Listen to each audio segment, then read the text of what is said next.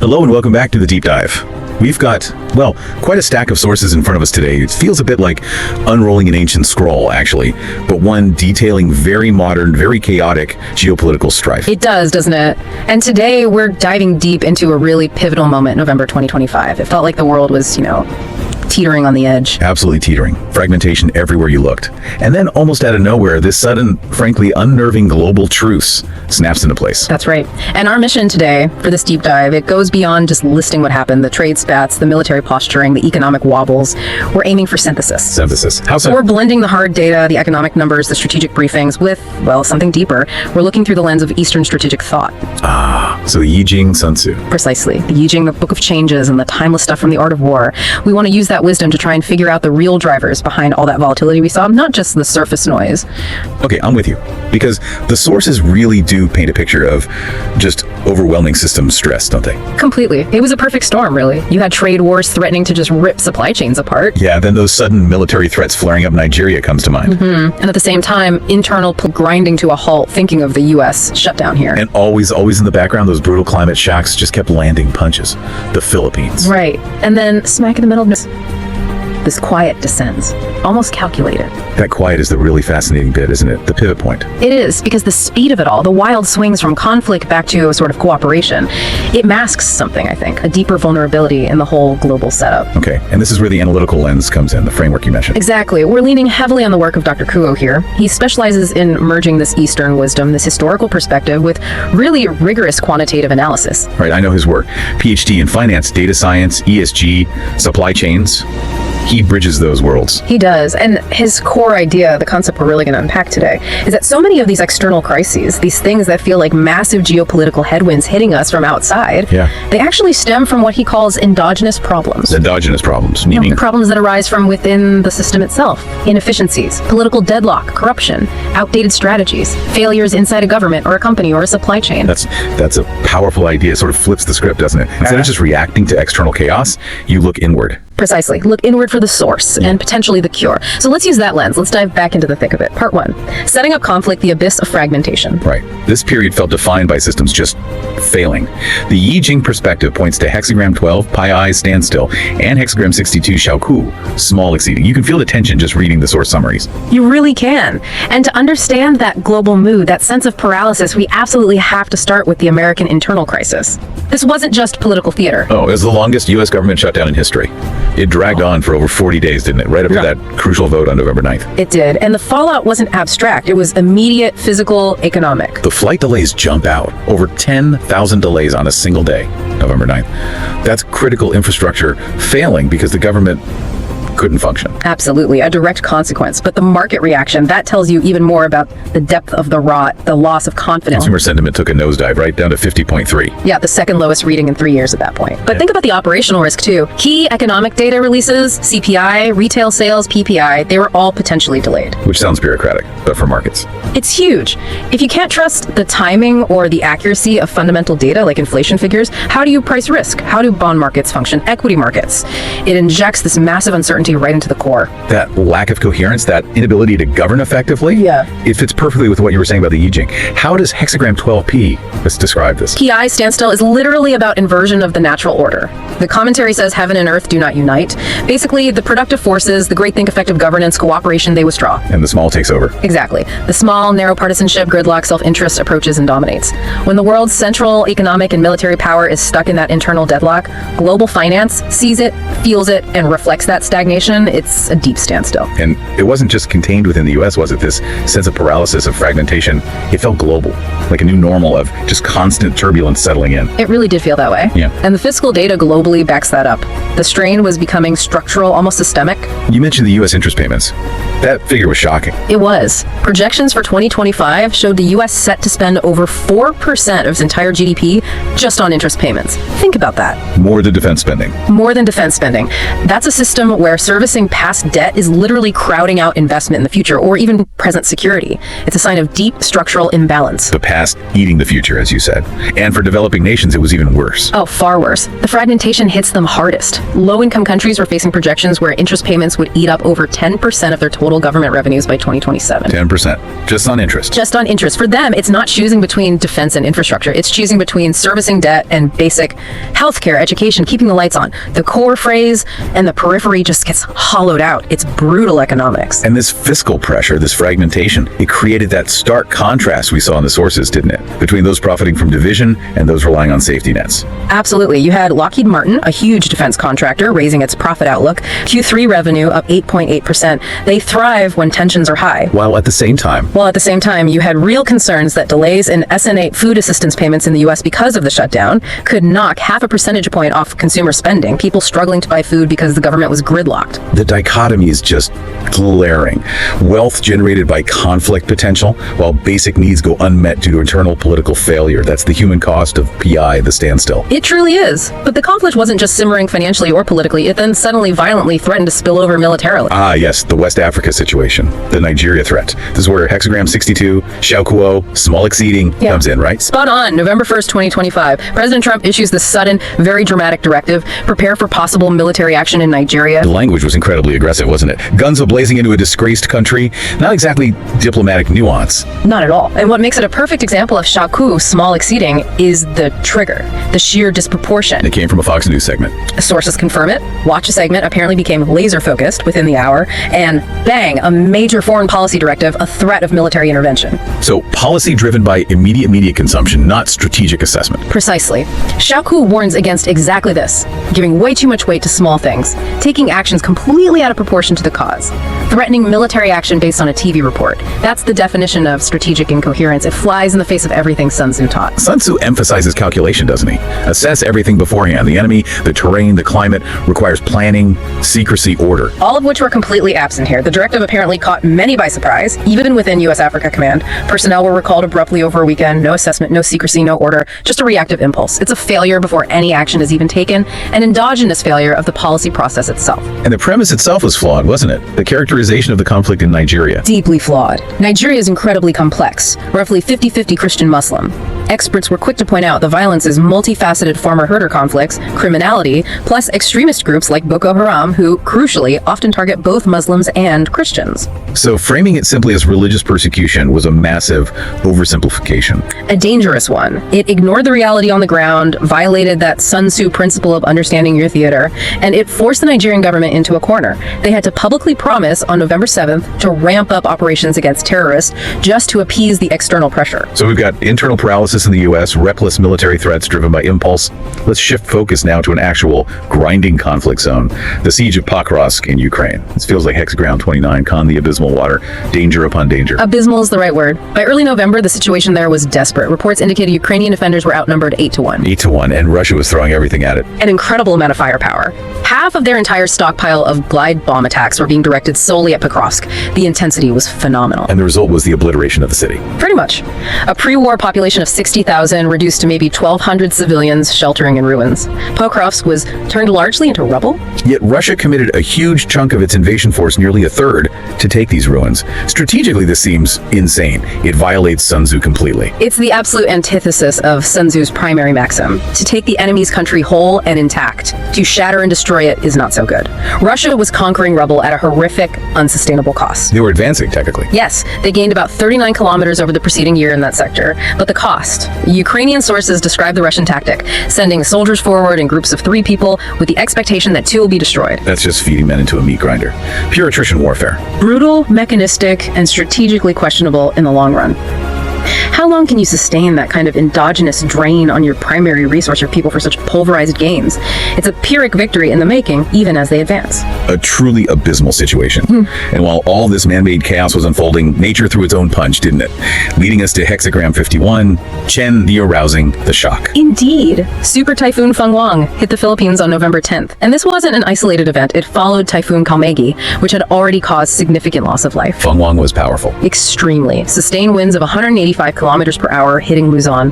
The scale of the response needed was immense. 1.4 million people had to be evacuated beforehand. Think about that number evacuating the equivalent of a major European city. Just staggering logistics. But the real story here, the endogenous problem, isn't just the storm, is it? No, that's the crucial point. It's the collision of that external shock with internal failure. The Philippines is naturally vulnerable, yes, but at that exact moment, the country was also deep in a massive corruption scandal. The one involving flood control projects. Exactly. Kickbacks alleged on thousands of projects designed specifically to protect against this kind of event.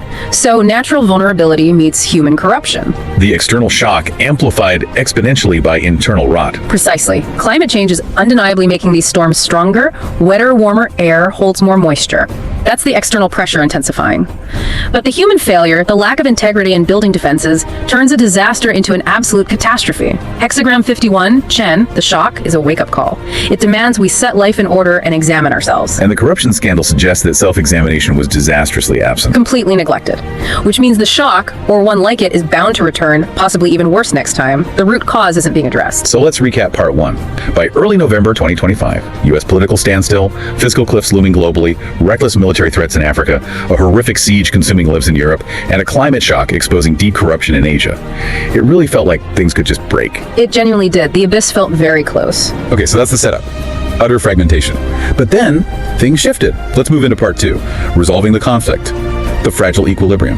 Right, and true to the cyclical nature suggested by the Yijing, the pendulum swung back. Not necessarily towards lasting peace, mind you, but towards a temporary de-escalation, driven largely by sheer economic necessity and a cautious, pragmatic return to order. And the key hexagrams here are hexagram 24, Fu, return, and hexagram 11, Tai, peace. Those capture the mood perfectly. And the first sign of this return, this pulling back from the book, came right where the paralysis was most acute.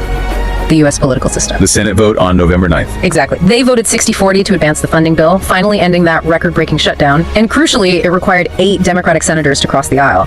Bipartisanship, however fleeting. That act of crossing the aisle, that's significant for the Yijing perspective. Hugely significant. It embodies hexagram 24, Fu, return. Fu signifies renewal after stagnation. The image is thunder within the earth, like the first rumblings of life returning after winter. The commentary explicitly says, on the 7th day comes return. The 7th day. Like a cycle completing. Precisely. It suggests a natural rhythm. The bipartisan vote was that return, that spark of renewed vitality breaking the deadlock. It was the system, however grudgingly, fixing its own most dangerous endogenous flaw at that moment. And it ties into Sun Tzu too, doesn't it? In the midst of chaos, there is also opportunity. They turned internal chaos into just enough momentum to act. They had to. It was a necessary first step. You can't effectively project power or engage externally if your own house is in complete disarray. And that restored momentum had immediate global consequences. The semiconductor detente has felt huge. It was. Just days after the shutdown ended, China announced it was suspending its export bans on gallium, germanium, and antimony to the U.S. These aren't just any materials, are they? They're critical for chips for defense. Absolutely vital. Gallium, nitride, semiconductors, germanium for infrared optics. Crucial stuff. And the suspension wasn't indefinite. It was set to last until November 27th, 2026. A 13-month truce. Very specific. What triggered this sudden reversal? Formally, it followed the Xi-Trump meeting in Busan at the end of October. There was a quid pro quo. The U.S. apparently committed to cutting certain tariffs by 10%. So diplomatic goodwill, a thawing of relations. Well, maybe a sliver of that, but the real driver. Pure, unadulterated economic necessity. Panic, frankly. Panic where? In the global automotive industry, primarily. They were sounding the loudest alarms. Their existing inventories of chips using these materials would only last a matter of weeks. The production lines were about to grind to a halt globally. Exactly, and it exposed the incredible interdependence that still existed, despite all the talk of decoupling. That Nexperia example is mind-blowing. Remind us. Nexperia, a major chip maker based in the Netherlands, 70% of their chips, vital for cars and other industries, were being sent to China just for packaging before being re-exported globally. 70%. So China restricting exports, even of materials they didn't necessarily mine extensively but processed or used in manufacturing, created instant global choke points. Instant and catastrophic ones. Neither side could actually afford to push the other over the edge without causing immediate, massive self-harm. The supply chain itself became the enforcer of this temporary peace. Which brings us back to the Yijing. Hexagram 11, Tai peace or pervading. And hexagram 42, I increase. How do they fit? Tai is fascinating. Its structure is heaven below earth. It's an unnatural inverted alignment, but one that paradoxically creates harmony and flow. Things pervade. The commentary says, the small departs, the great approaches. The small being. The small destructive impulses, narrow nationalism, the drive to decouple completely regardless of cost, that had to depart, temporarily at least. And the great. The overwhelming reality of mutual economic dependence, the need to keep the global industrial engine running. That approach enforced their hands. Hexagram 42, increase, suggests a time when yielding brings gains, sacrificing some tariffs, suspending some bans, leads to the greater increase of resumed production. It's Sun Tzu's bloodless victory again, isn't it? Chapter 3. The supreme art of war is to subdue the enemy without fighting. They both secure their vital supply chains without triggering a collapse, winning through negotiation driven by vulnerability. Spot on. A pragmatic truce born of necessity. And this pragmatism extended beyond just economics. We saw a really surprising geopolitical shift happening simultaneously. Syria, hexagram 45, Tzai gathering together. Yes, quite stunning, really. November 10th, the Syrian president Ahmed al-Shara himself, a former rebel leader who came to power after Assad meets President Trump at the White House. That's a huge moment. Al-Shara had been touring globally, trying to end Syria's isolation, right? He had. And this meeting was the culmination. Shri, gathering together, describes exactly this: dispersed elements coming together under a new central authority or legitimacy. The hexagram image is the king approaches his temple. So the U.S. is essentially anointing al-Shara, bringing him into the fold. In a way, yes. Gathering a former adversary, positioning the U.S. for influence in post-war reconstruction, maybe trying to counterbalance Iranian influence, and certainly managing the vacuum left by Russia being bogged down elsewhere. It's that Sun Tzu principle again. Opportunities multiply as they are seized. The U.S. saw a chance to reshape the regional dynamic and grabbed it. Absolutely. Gathering influence, preparing for the next phase. So look at that week. The U.S. shutdown ends, the semiconductor war pauses, a major Middle East realignment happens. From the brink of chaos to this, fragile equilibrium. All driven by pragmatism and necessity. Okay, but fragile feels like the key word there. Which brings us to part 3, setting up new conflict. The endogenous threat. This equilibrium feels temporary. It feels like a pause, not a resolution. It absolutely does. We have to be deeply skeptical about the durability of this truce, that semiconductor deal. It has a hard expiration date, November 27th, 2026. That's not peak. Exactly. And this is where Sun Tzu's most famous warning kicks in. Chapter 1. All warfare is based on deception. Meaning, while the public face is cooperation, tariff cuts, suspended bans, behind the scenes, you can bet both sides are using this pause for intense preparation. Fortifying their positions. Yeah. Building resilience for the next round. Precisely. Accelerating the China +1 strategy, pushing manufacturing into Vietnam, India, Mexico, trying to de-risk supply chains, Right. reshoring critical industries. They're preparing for the economic warfare to resume the day after that truce expires. So hexagram 11, Thai, peace, was always temporary. Heaven and earth won't stay inverted forever. The small impulses, nationalism, rivalry, they haven't vanished. They've just been masked by the great necessity for a short while. That's the danger. It's a calculated pause, not a change of heart. And meanwhile, the shadows of the other conflicts we discussed haven't gone away either, because the underlying issues weren't fixed. Polkosk, for instance. Exactly. Russia might have taken the rubble, but their method, that horrific attrition, sending men forward expecting 2 out of 3 to die, is fundamentally unsustainable. It's an endogenous strategic failure, draining their long-term strength. While Ukraine, trading space for time, bleeding the attacker, they're arguably playing the long game better. Embodying Sun Tzu's put themselves beyond the possibility of defeat first. It looks that way. The physical battle lines might shift, but the strategic attrition continues, and it seems to favor the defender who husbands resources more carefully. Russia's victory there could be seeding its own future defeat. And the climate threat. The Philippine situation. That warning from hexagram 51, Chin, the shock, it remains profoundly unheeded. Yes, they managed a massive evacuation treating the symptom, but the root cause. The corruption weakening the flood defenses. Exactly. That endogenous problem, that internal rot, hasn't been addressed systemically. So when the next super typhoon hits, and the vulnerability might be just as bad, if not worse. The shock will simply repeat until the internal order is truly set right. And the financial system. The truce brought some calm, but the underlying risks. They're still there, absolutely. Market commentary, even after the shutdown ended, remained full of trepidation. We saw warnings from people like David Solomon at Goldman Sachs, didn't we? Potential for a big market drawdown. Yeah, predicting a 10 to 20% drop in equities within the next year or two. Because the fundamental issues that massive U.S. debt service cost, the precarious state of low-income country finances, haven't magically disappeared. The standstill, P12, might be temporarily eased, but the structural conditions for it remain. Okay, so all these lingering threats, these unresolved issues, they all seem to point back to that core concept you introduced earlier. They do. This is where we really need to bring Dr. Ku's framework into sharp focus, the idea of the endogenous threat. Let's unpack that fully. He argues most big problems, whether in business or geopolitics, aren't caused by the external shock itself. Not fundamentally. He argues they stem from problems within the system that experiences the shock. Endogenous problems, internal inefficiencies, a lack of integration, outdated strategies, political polarization, corruption. The list goes on. So the external event, the trade war, the typhoon, the market panic, it just reveals the pre-existing internal weakness. Precisely. It's the mechanism through which the internal failure becomes visible, often violently so. His whole approach shifts the focus. Don't just fight the storm outside, fix the weaknesses in your own ship first. And we can map the November 2025 crises directly onto this model. Easily. Let's take them one by one. First, the U.S. shutdown. Classic endogenous failure. failure. Internal political polarization creating systemic paralysis. The system couldn't sustain its basic functions because of internal divisions. Okay, makes sense. Second. The Nigeria threat. Another clear endogenous failure. This time, a failure of strategic coherence in the policy-making process. Foreign policy driven by impulse and media snippets, not calculation. A flawed internal decision system. Right. And third. The Typhoon Fenghuang impact, dramatically amplified by endogenous corruption. The internal moral and structural failure in managing flood control projects made the external shock far more devastating than it needed to be. It's a compelling framework because it suggests agency, doesn't it? Good. We can't always control the external shocks, but we can work on the internal systems. That's the key. And Dr. Ku's work is particularly powerful here because he doesn't just talk philosophy. He brings the data. His background is crucial. Finance PhD, data science, AI, ESG, supply chains. Yeah. He connects the dots quantitatively. Exactly. He develops models, uses AI, analyses supply chains.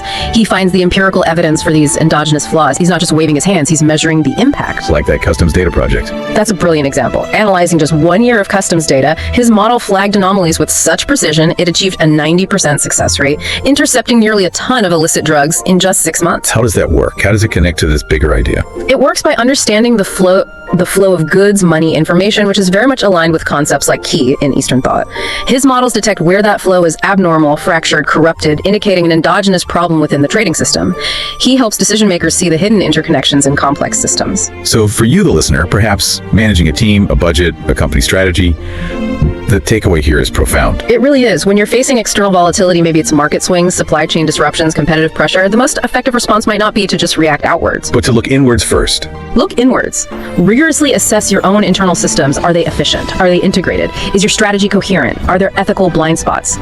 Fixing those internal endogenous flaws is often the key to building resilience against whatever the world throws at you. It applies to ESG strategy too, presumably. Moving beyond box ticking. Absolutely. True ESG requires measuring strategic coherence, tackling real inefficiencies that contribute to carbon footprints, ensuring social impact isn't just PR, but reflects genuine internal integrity. It demands fixing the endogenous issues. It's a philosophy of integration, isn't it? Hard data meets deep wisdom. Quantitative analysis guided by strategic and even ethical principles drawn from frameworks like the I Ching and Sun Tzu. That's the synthesis. Whether you're managing risk, optimizing logistics, navigating geopolitical uncertainty, Dr. Ku's central point holds. True market wisdom, true strategic resilience requires understanding the external forces, yes, but critically it demands tending to the health, the coherence, the integrity of your own core. So let's wrap up. What a journey through November 2025. From that abyss of fragmentation, trade wars, political paralysis, military threats, through the shock of conflict and climate. To that sudden fragile truce, a strategic pause born of necessity, only to find that beneath it all, the most persistent threat, the one that guarantees future conflict, if unaddressed, is the endogenous one, the flaws within. The I Ching offers guidance, though. Hexagram 24, Fu, showed renewal is possible. Hexagram 42, I, showed increase can come from pragmatic adjustment. But they only work if we heed the warning of Hexagram 51, Chen the shock. We have to examine ourselves, fix the internal rot. We do. As the text advised, the superior person is mindful in times of shock. The general is cautious and calculates thoroughly. That internal discipline is key. And if you, listening, want to bring this kind of integrated thinking, this blend of sharp quantitative analysis and deep philosophical strategy into your own work, then exploring this methodology further is definitely worthwhile. Dr. Ku shares a lot of this thinking, applying it directly to market analysis and strategic challenges through his own channels. Right. His dedicated I Ching channel and membership resources offer ways to get deeper into applying this wisdom practically. Because ultimately, navigating complexity isn't just about reading the external tea leaves. It's about ensuring your own house is in order, understanding the external flow, and possessing the internal integrity and strategic clarity to respond effectively. That's where real resilience comes from. Maintain that inner coherence. Be ready for the next turn of the cycle. Thank you for joining us on this deep dive. In a late-night rabbit hole of code and philosophy. An algorithm that speaks My grand vision, reduced to 2 fighting serpents of code. The potential is massive, but the burn rate. Stagnation. Not the ringing endorsement I was looking for. It's telling me to stop, to pull back. The I Ching gives the what, stop. Sun Tzu provides the how. This isn't You giving fall in up. love with your own plans. That's the trap. The point wasn't to get a yes or no, it was to understand the why. It taught me not what to think. My little startup is saved. But so what? What's the point of building something brilliant in a pushing back, but affixed a friend circle, instantly connected, no ego, just ideas, her biodata, his financial model. This is the network. It's not about who you know, it's what you're willing to share. So that's the journey. From a binary choice to a dynamic system. new conflict. For me, it's not a choice anymore. It's a path. A path of deeper questions.